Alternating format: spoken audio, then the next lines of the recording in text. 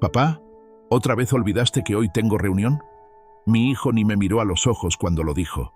Tenía el celular en una mano, el maletín en la otra y ese tono de impaciencia que usa cuando algo lo incomoda.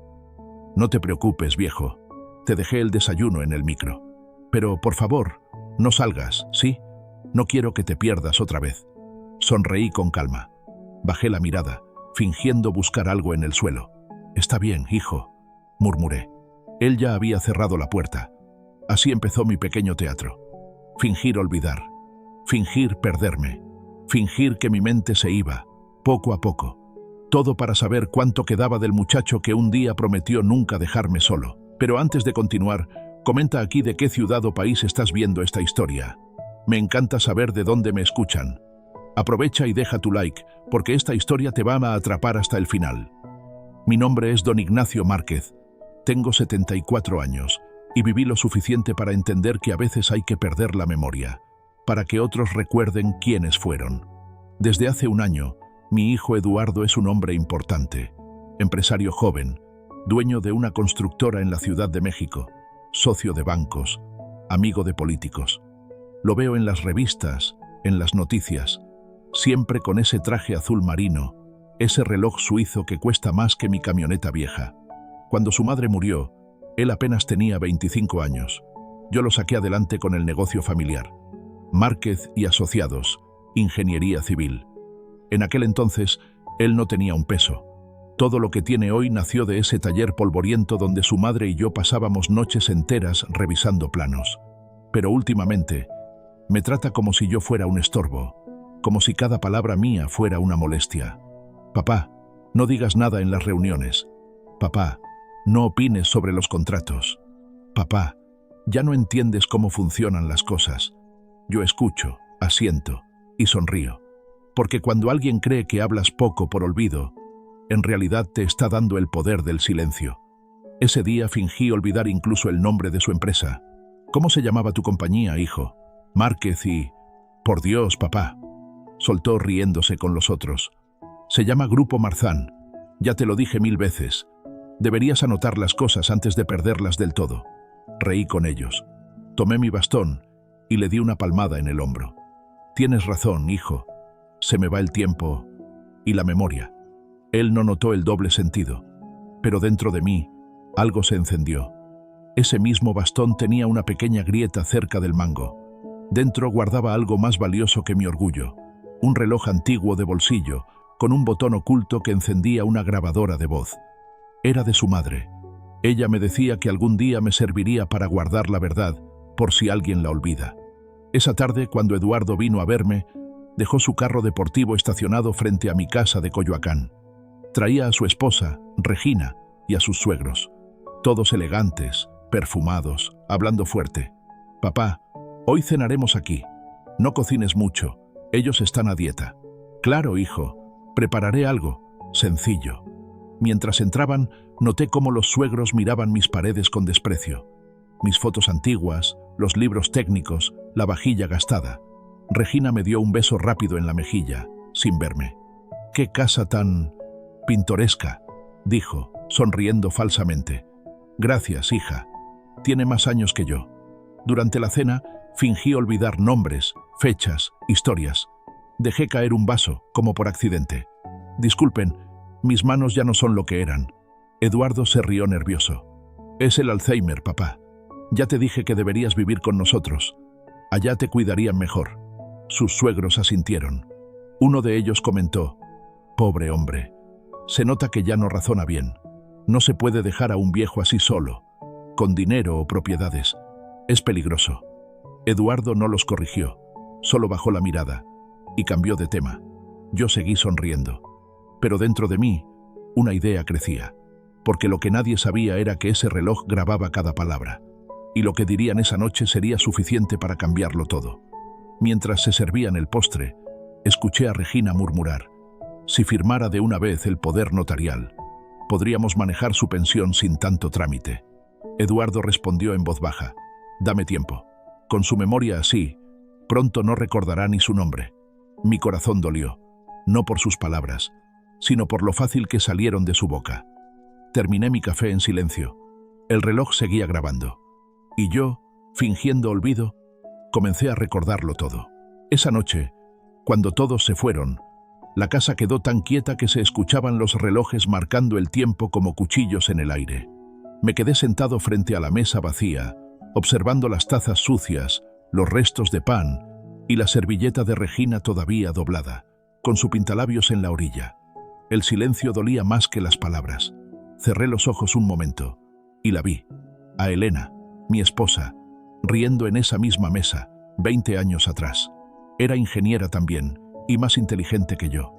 Decía que algún día nuestro hijo tendría todo lo que nosotros no pudimos. Pero aquella noche de lluvia, cuando su enfermedad empeoró, me tomó la mano y me hizo prometer algo. Ignacio, si alguna vez nuestro hijo olvida de dónde viene, recuérdaselo sin gritar. Hazlo con hechos, no con rabia. Y yo le respondí, lo haré, mi amor, pero espero no tener que hacerlo nunca. Cumplí mi palabra por muchos años, pero ahora había llegado el momento. Tomé el viejo reloj de bolsillo, lo abrí y reproduje la grabación de la cena. Las voces llenaron el cuarto. Dame tiempo. Con su memoria así, pronto no recordará ni su nombre. Si firmara el poder notarial, podríamos manejar su pensión. Es peligroso dejarle dinero a un viejo así. Me quedé escuchando hasta que el sonido del clic final cortó el aire. Entonces abrí el cajón del aparador, el mismo que Elena usaba para guardar sus cartas, y saqué una pequeña llave dorada. Esa llave abría un cofre de madera que había escondido en el taller desde hacía más de 20 años. Bajé despacio las escaleras hasta el sótano.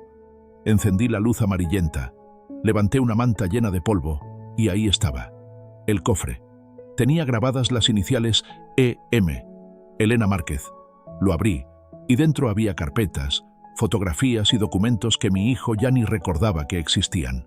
El primero, un comprobante de transferencia bancaria de 2002. Monto, 2.430.000 pesos mexicanos. Concepto, capital semilla para la constitución de Grupo Marzán S.A. de CV. Remitente, Inge, Ignacio Márquez. Sí, la primera piedra de su imperio había salido de mis ahorros, del dinero que Elena y yo guardamos durante 3 décadas de trabajo. El segundo documento era un acta constitutiva con una cláusula pequeña al final. El socio fundador Ignacio Márquez conservará la participación mayoritaria del 51% hasta su fallecimiento, momento en que pasará al heredero designado. Nunca transferí ese porcentaje. Eduardo me pidió que lo hiciera muchas veces, pero siempre le decía, después, hijo, primero asegúrate de que todo esté en orden. Y con los años, dejó de insistir.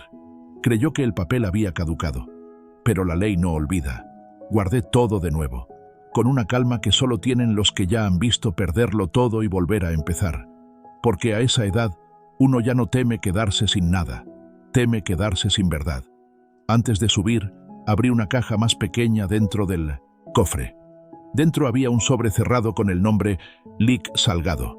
Era un viejo amigo, abogado retirado, que años atrás me ayudó con esos documentos.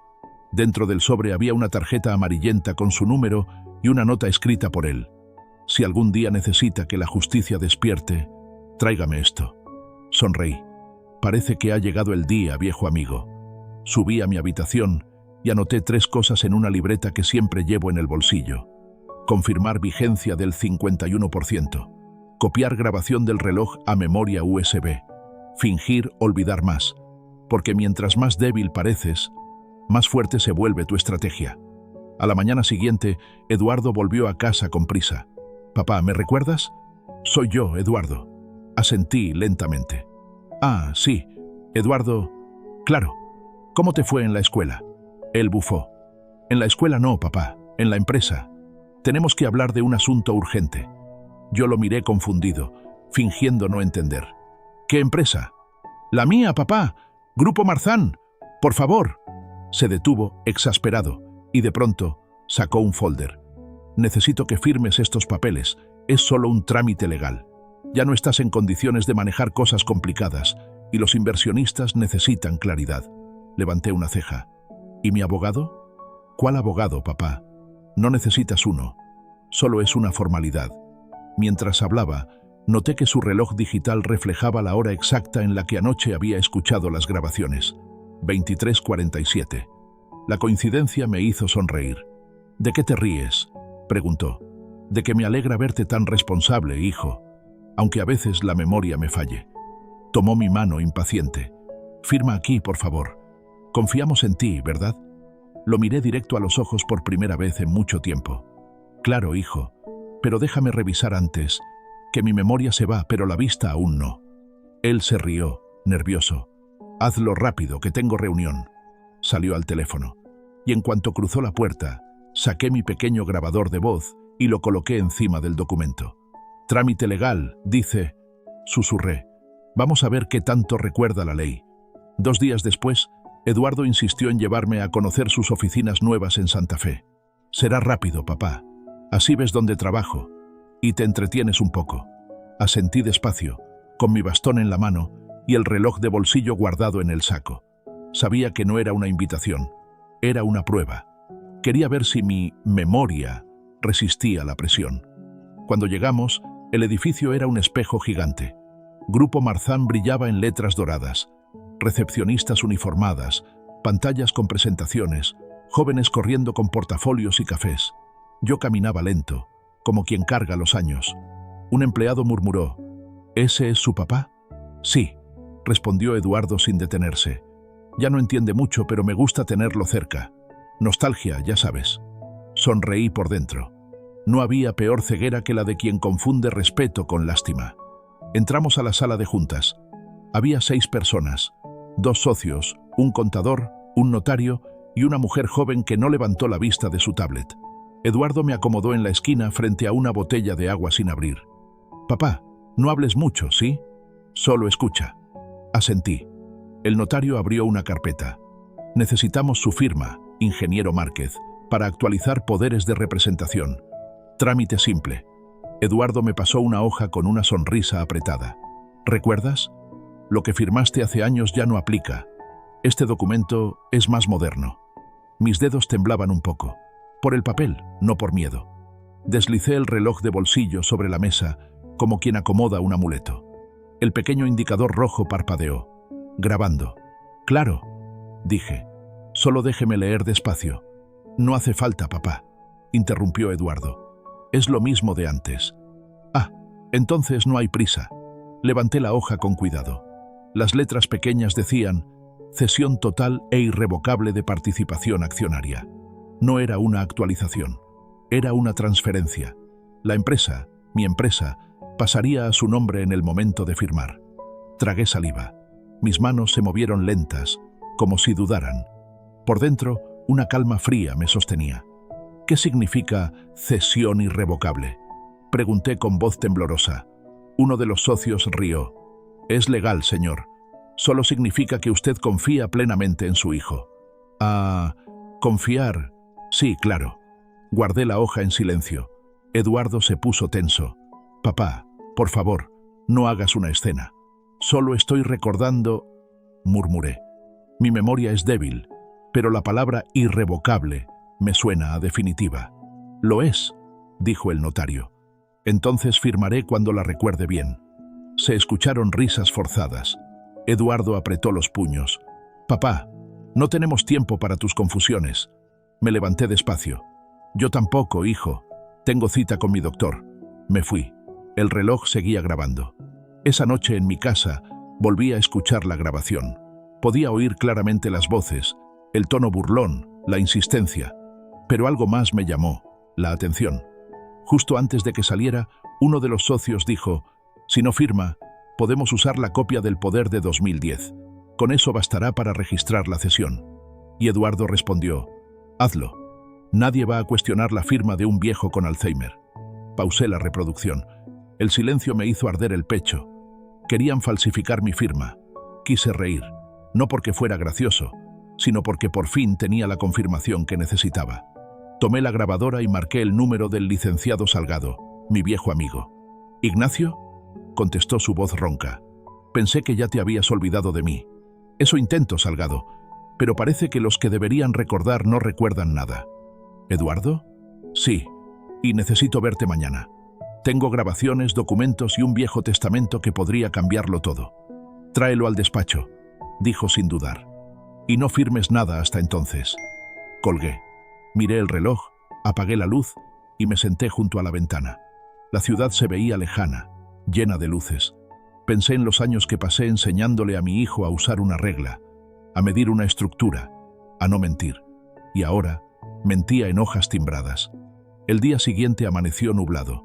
Llevé mis papeles al despacho del licenciado Salgado, en la Colonia del Valle. El viejo abogado me recibió con un abrazo. «Sigues igual, Ignacio, solo el cabello más blanco. Y las manos más firmes de lo que creen», respondí.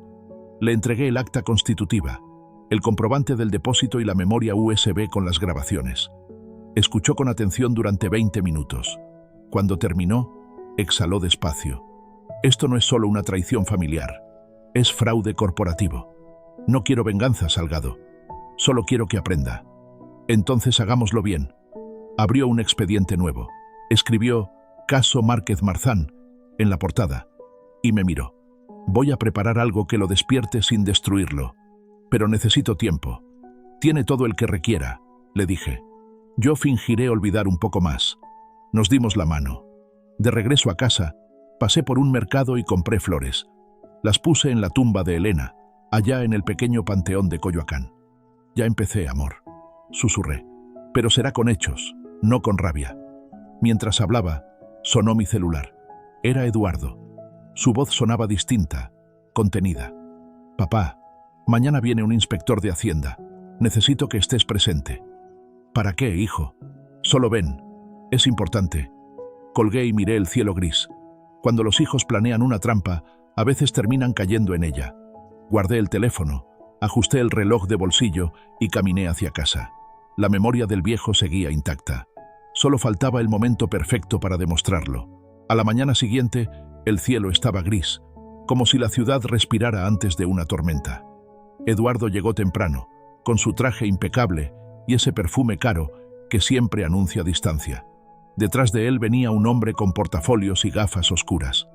«Papá, él es el licenciado Robles del SAT», dijo mi hijo, fingiendo cordialidad. «Solo hará unas preguntas rápidas sobre tus ingresos y tus propiedades». «¿El SAT?», pregunté con voz temblorosa. «¿Es algo malo?» «Nada grave», mintió. «Solo un trámite para poner tus finanzas en orden. Ya sabes, a tu edad es mejor dejar todo claro». El supuesto inspector me tendió la mano. «Buenos días, don Ignacio. ¿Podemos pasar a su estudio?» «Claro, joven, aunque ya no recuerdo dónde lo dejé», contesté con una sonrisa leve. Eduardo se tensó.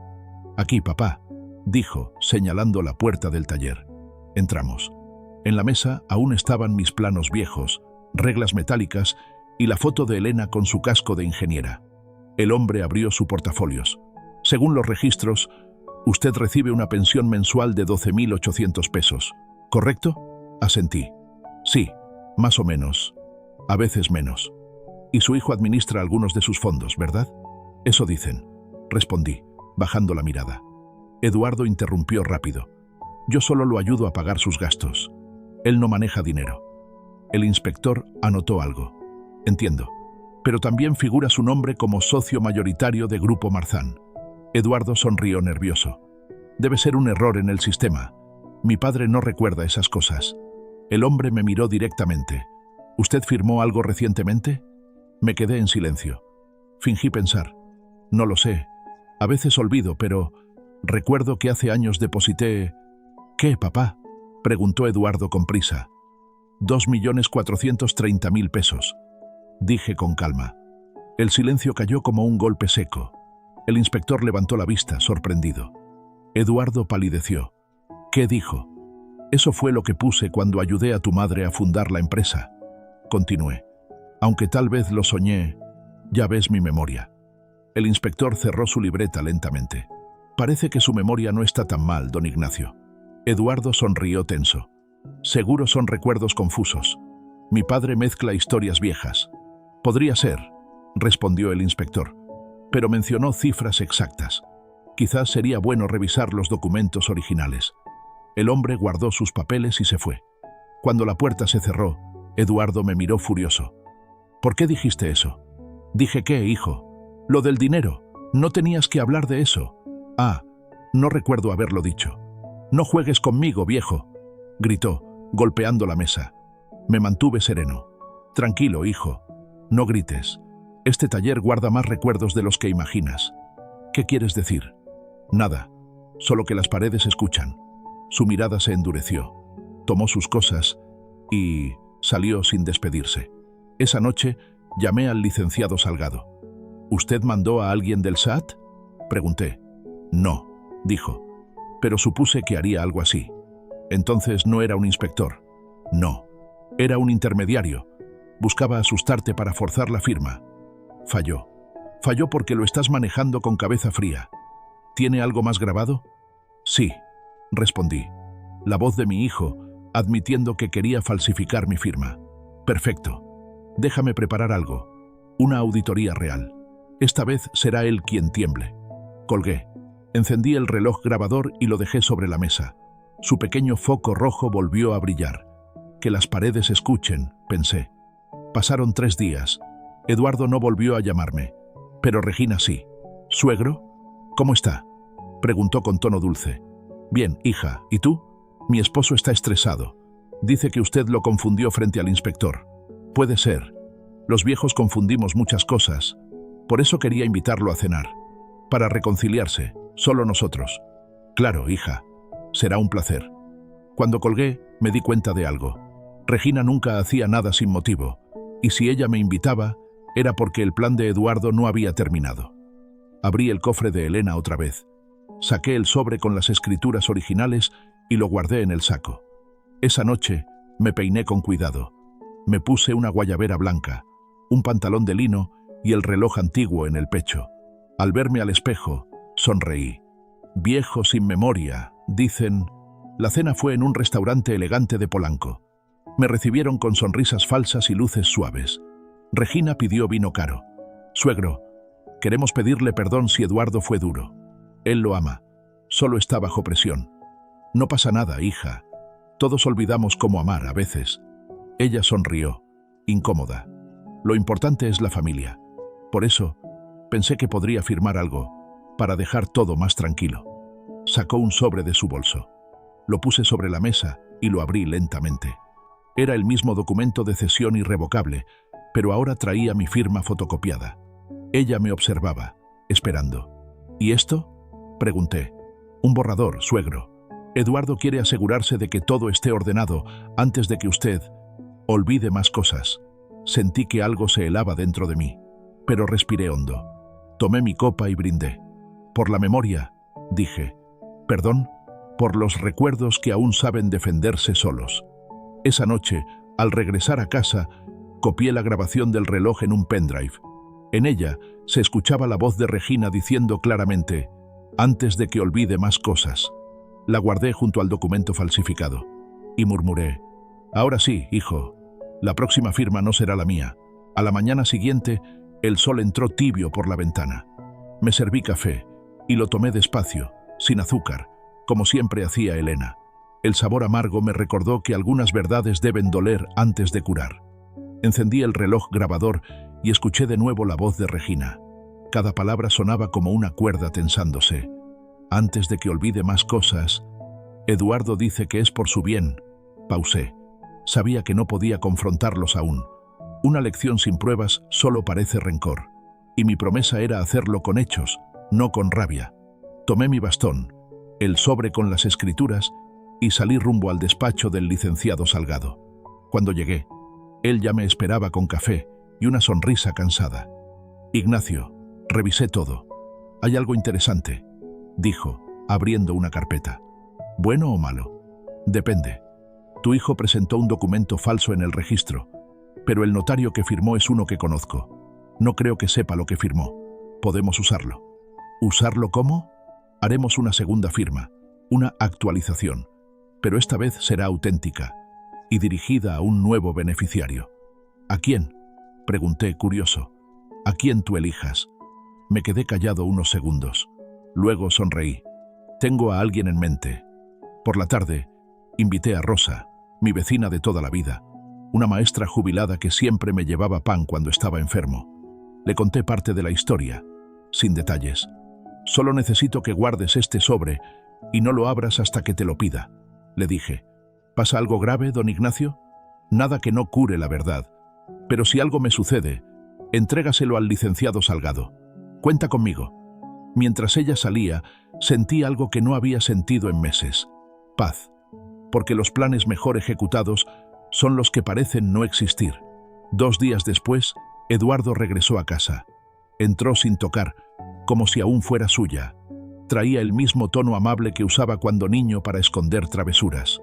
«Papá, ¿cómo te has sentido?», preguntó, poniéndose cómodo. «Bien, hijo. A veces me cuesta recordar, pero hay cosas que uno nunca olvida. Me alegra oírlo. Mira, traje al notario de nuevo, para arreglar lo pendiente. Así quedas tranquilo, ¿sí?». Detrás de él, entró un hombre de traje oscuro, distinto del anterior. Lo saludé con educación. «Buenas tardes, licenciado. ¿Qué firmaremos hoy?». Eduardo sonrió. «Nada complicado. Es lo mismo de antes». «Ah, entonces no hace falta repetirlo», le respondí. «Ya lo firmé». Su rostro cambió. «¿Cómo que ya lo firmaste? ¿Con quién?». «Con tu madre», dije, con serenidad. «En vida. Eso fue hace años. No cuenta. Depende de a qué documento te refieras». El notario, incómodo, miró a Eduardo. «¿Quiere que revise, señor?». «No, no hace falta», respondió rápido. «Papá, no confundas al licenciado». «No confundo, hijo. Solo recuerdo». Saqué del bolsillo una hoja doblada. «Este es el último testamento que firmé, con el licenciado Salgado.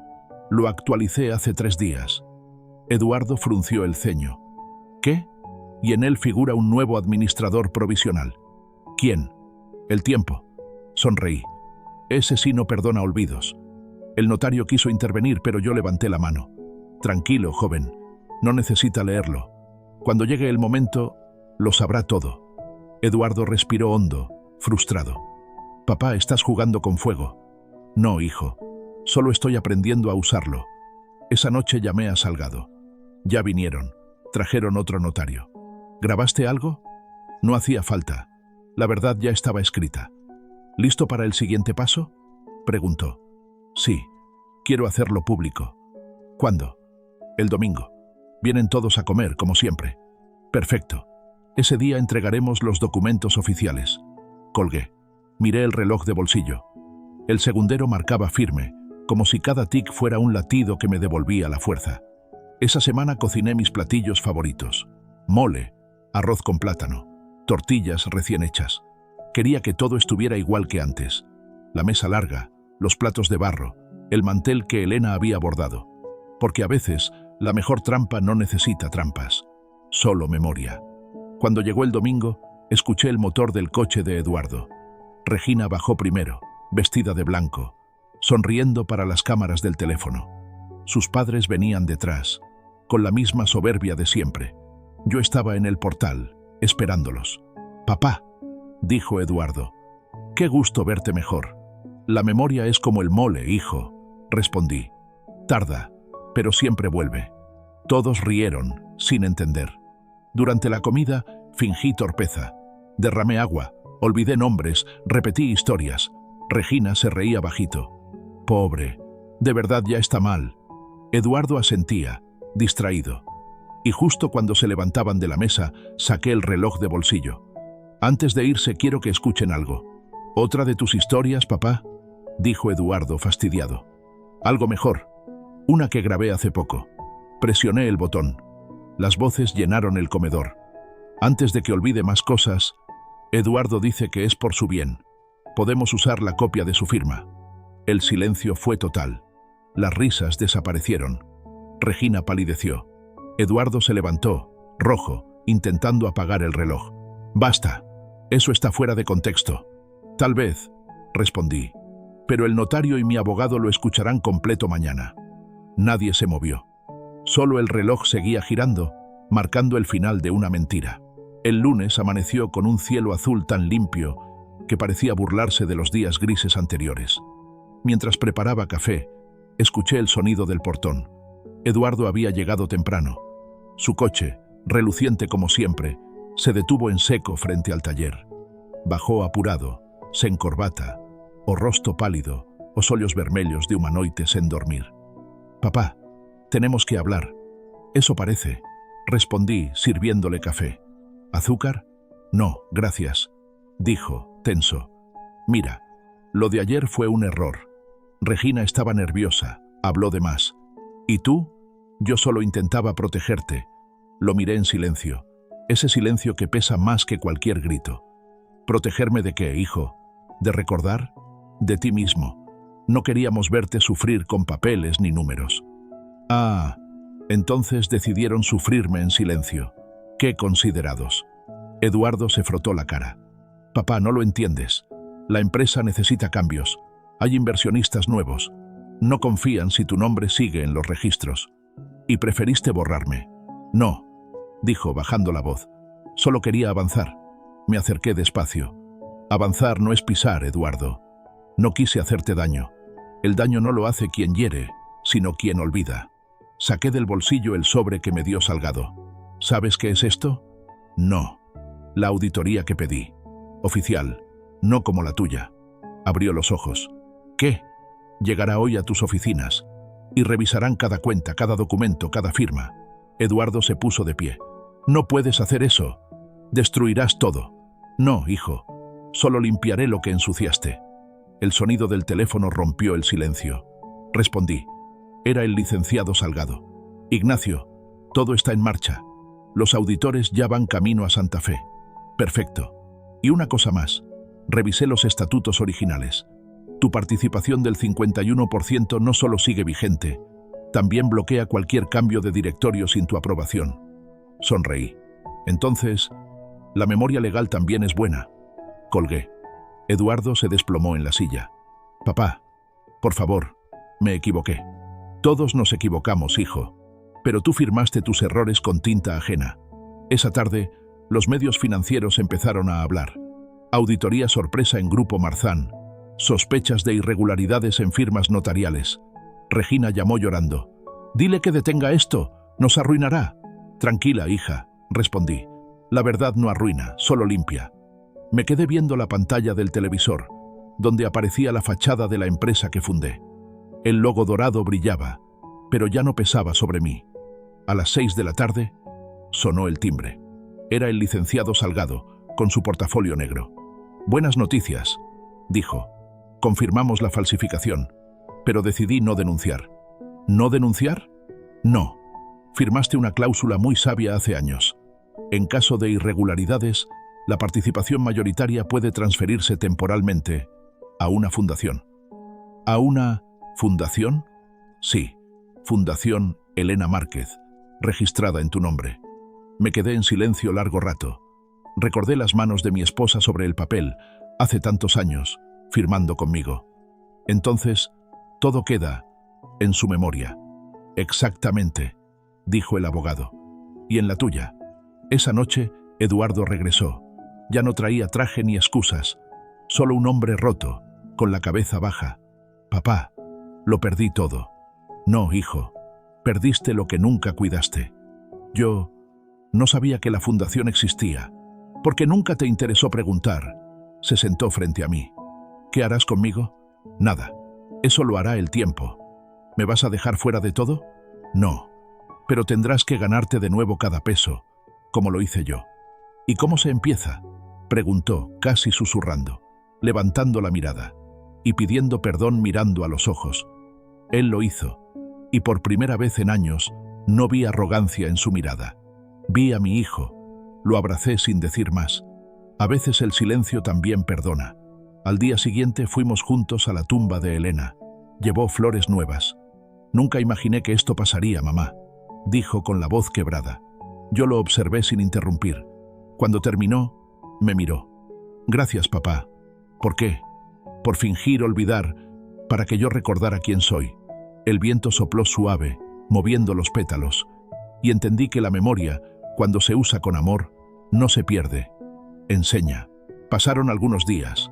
El escándalo de la auditoría se desvanecía poco a poco de los titulares, pero el daño estaba hecho. Los socios de Eduardo retiraron su apoyo, los contratos más grandes fueron cancelados y las cuentas congeladas. Por primera vez en su vida, mi hijo tuvo que llegar a la oficina en metro y explicar a sus empleados que el viejo confundido seguía siendo dueño de todo. Yo no celebré. Solo observé en silencio cómo el ruido del poder se apagaba, dejando espacio para algo más difícil: la vergüenza. Una tarde, Regina vino a verme. No traía maquillaje ni sonrisa. Vestía sencillo, con el cabello recogido. «Don Ignacio», empezó con voz baja, «sé que no tiene motivos para escucharme, pero necesito hacerlo. Te escucho, hija. Fui parte de todo eso, no lo voy a negar. Pero cuando lo vi poner el reloj en la mesa y su voz tan tranquila, entendí que no se trataba de dinero. No, hija, nunca lo fue. Eduardo no duerme. Está buscando trabajo. Dice que quiere empezar de nuevo, aunque sea desde abajo». «Entonces ya empezó», respondí. Ella asintió, con lágrimas contenidas. «Yo quisiera ayudar. No quiero nada de usted, solo perdón». «El perdón no se pide, Regina. Se trabaja». Le extendí un papel. «Aquí hay una invitación». Lo leyó con los ojos húmedos. «Inauguración oficial de la Fundación Elena Márquez. Apoyo a jóvenes ingenieros sin recursos. Será este domingo», le dije. «Si realmente quieren empezar de nuevo, preséntense allí, no como invitados, sino como voluntarios». Se quedó callada. Luego asintió. «Ahí estaremos». El domingo, la fundación abrió sus puertas en un pequeño edificio en Coyoacán, el mismo barrio donde Elena y yo soñamos con construir algo más que casas, oportunidades. Llegó mucha gente, estudiantes, maestros, obreros jubilados, y entre ellos, mi hijo y Regina. Llevaban camisetas simples, sin logo, y ayudaban a colocar mesas, sillas, carteles. Nadie los reconoció, y eso era justo lo que necesitaban. Al final del evento, el licenciado Salgado subió al escenario improvisado. «Hace 30 años, un hombre soñó con que su conocimiento no muriera con él», dijo. «Hoy ese sueño se cumple». Me tomó del brazo y me empujó suavemente hacia el micrófono. Yo no hablo bien en público. Nunca lo hice. Pero ese día, las palabras salieron solas. «Yo no soy un héroe», dije. «Solo un hombre que fingió olvidar para recordar lo que importa». El público guardó silencio. La memoria no está en la cabeza, sino en los actos. No recordamos con la mente, sino con el corazón. Miré a Eduardo entre la gente. Él tenía los ojos bajos. «Y a veces», continué, «cuando la vida nos da la espalda, lo mejor que podemos hacer es volver a empezar, sin orgullo, sin miedo y con las manos limpias». Hubo aplausos. Pero los únicos que me importaron fueron los de mi hijo. Cuando todo terminó, nos quedamos los tres en el patio, Eduardo, Regina y yo. El sol bajaba entre los árboles, pintando el suelo de oro. «Papá», dijo él con voz tranquila, «a partir de hoy trabajaré para la fundación, sin salario, solo para aprender otra vez. Eso me alegra, hijo. Y no quiero usar tu apellido en los papeles. Quiero ganármelo de nuevo». Sonreí. «Entonces, ya lo ganaste». Regina me abrazó. «Gracias por no rendirse con nosotros. Un padre nunca se rinde, hija. Solo espera el momento justo para enseñar». Esa noche, de regreso en casa, me senté en el taller. Todo estaba igual que antes. Las herramientas en su sitio, el reloj de bolsillo sobre la mesa y el retrato de Elena iluminado por la lámpara. Me serví un poco de tequila y brindé en silencio. Lo hicimos, amor. No con gritos, ni con juicios, sino con memoria. Aflojé el nudo del bastón y saqué un pequeño papel que guardaba dentro. Era una nota escrita por ella años atrás. «Cuando llegue el día, enséñales a construir sin ladrillos». Sonreí. Ya empezó la construcción, Elena. Apagué la luz. El reloj siguió sonando, firme, marcando que el tiempo del rencor había terminado. 6 meses después, la vida volvió a encontrar su ritmo. El taller olía otra vez a madera y aceite. Yo pasaba las mañanas dibujando planos que nadie me había pedido. Puentes, casas pequeñas, estructuras imposibles. No para construirlas, sino para no olvidar quién era. Cada semana, Eduardo me visitaba. Ya no llegaba en coche de lujo, sino en bicicleta. Sus manos tenían callos, pero su mirada era distinta, más limpia, más viva. «Papá, hoy conseguimos donaciones para 20 becas», me contaba entusiasmado. La fundación crece rápido. No por el dinero, hijo, le decía, sino porque ahora sabes qué hacer con él. Reía. Y ese sonido, que hacía años no escuchaba, valía más que cualquier fortuna. Regina también cambió. Abrió un taller de cocina dentro de la fundación para enseñar a mujeres mayores a generar su propio ingreso. Un día se acercó con un pastel recién hecho. «Pruebe, suegro. Lo hice con la receta que usted me dio». «¿La que olvidé o la que recordé?», le pregunté con una sonrisa. «La que nunca se olvida», respondió. Una tarde, el licenciado Salgado vino a verme. «Ignacio», dijo estrechándome la mano, «me retiro definitivamente. Quiero dejar mis casos en orden. Te ganaste el descanso, viejo amigo. Y tú ganaste algo más difícil, la paz». Se quedó mirando el reloj de bolsillo sobre la mesa. «¿Aún funciona?». «Sí». Nunca se detuvo. Solo marcaba en silencio, esperando el momento de sonar. «Como tú», dijo él, sonriendo. Antes de irse, me entregó un sobre cerrado. «Esto lo firmaste hace años, pero nunca quisiste abrirlo. Tal vez ahora sí». Cuando se fue, lo abrí con cuidado. Dentro había una carta escrita de mi puño y letra. Reconocí mi caligrafía temblorosa, pero firme. Decía: «Si algún día la memoria me traiciona, que estas palabras te recuerden quién fuiste. No naciste para poseer, sino para construir. Y cuando sientas que lo perdiste todo, mira tus manos. Si aún pueden dar, no has perdido nada». Al final, una firma, I.M., para Eduardo. Sonreí. Había escrito esa carta el día que fingí mi primera laguna mental. Saber que él algún día la leería era mi forma de asegurarme de que mi plan terminaría con amor, no con venganza. Semanas después, la Fundación organizó su primer gran evento nacional. Cientos de jóvenes ingenieros llegaron desde distintos estados. Había música, risas, esperanza. Y en medio de todo, Eduardo subió al escenario. «Quiero dedicar este día», dijo, «a mi padre, Ignacio Márquez, quien me enseñó que la memoria más fuerte no está en la cabeza, sino en la conciencia». El público aplaudió. Yo lo miré desde la primera fila, con el corazón lleno. Cuando terminó, se acercó y me abrazó largo, sin decir nada. Después, sacó de su bolsillo el viejo reloj de plata. «Papá, quiero que lo tengas de nuevo». «No, hijo, ya te pertenece. Pero es tuyo». Lo era, hasta que aprendiste a escuchar el tic-tac sin miedo. Se lo guardó en el pecho, emocionado. Ese fue nuestro pacto silencioso. Esa noche regresé solo a casa. El taller estaba ordenado, la luz cálida. Me senté frente al plano que dibujaba desde hacía semanas. Un puente, pequeño, simple pero firme. Y entendí que eso era lo que había hecho toda mi vida. Construir puentes, incluso cuando los demás intentaban romperlos. Apagué la lámpara, miré la foto de Elena y susurré: «Al final, amor». Recordar fue el mejor acto de justicia. Afuera, el viento movía las hojas, y el reloj, en el pecho de mi hijo, marcaba el mismo compás que el mío. El tiempo ya no separaba, unía.